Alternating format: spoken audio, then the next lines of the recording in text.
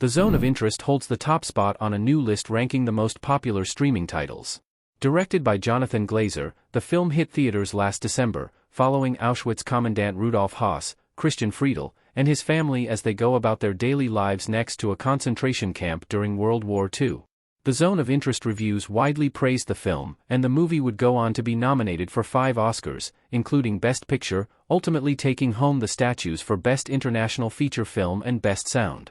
New streaming data from Reelgood now reveals that The Zone of Interest was the #1 most popular movie or TV show on streaming for the week of April 4th to 10th. The Holocaust drama beats the likes of Ripley, A Gentleman in Moscow, Sugar, Poor Things, and Three Body Problem, among other titles. Check out the full top 10 list below. Reelgood assembles its top 10 chart by monitoring over 20 million streaming decisions every month across every major streaming platform. The Zone of Interest streaming victory comes only 10 days after the film became available on Max. The Zone of Interest's positive reception explained why the Holocaust drama has been so popular. The Zone of Interest premiered at Cannes last year, with reactions out of the screening positive from the outset. The response has generally praised how unsettling the film is, with the story keeping the horrific goings-on in Auschwitz ever present in the background. While the story is about the Höss family, gunshots, smoke, and casual discussions about how best to mass exterminate humans are constant reminders of the horrors lurking over the compound wall.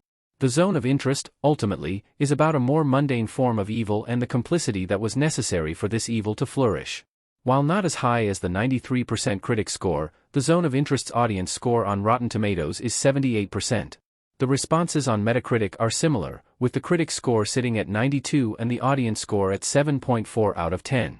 The film has also been a modest box office success, ending its run with $43.9 million worldwide.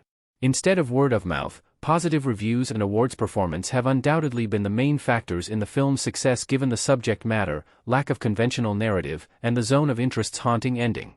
Despite the positive reviews for The Zone of Interest, Glazer recently found himself at the center of some controversy when the ambiguity of his Oscars acceptance speech about the current Israel-Hamas conflict resulted in some backlash.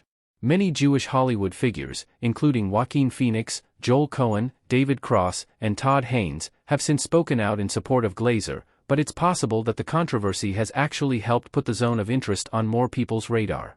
This, too, could have contributed to its recent streaming victory.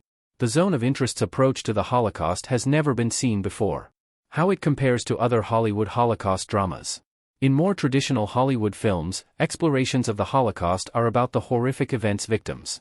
Spielberg's Schindler's List, for example, which was released in 1993, tells the true story of Oskar Schindler, Liam Neeson, an industrialist who devotes his life to saving as many of his Jewish workers as he possibly can.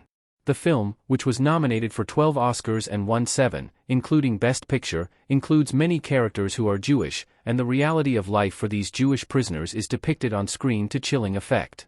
Similarly, Roman Polanski's 2002 film, The Pianist, follows a Polish Jewish musician who survives the Holocaust, and the film is told from his point of view.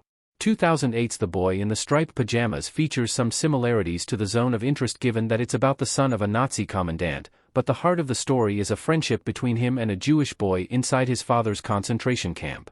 The Zone of Interest, in this way, feels cold, and the choice not to delve into the lives of any of the victims of the Holocaust is a bold one.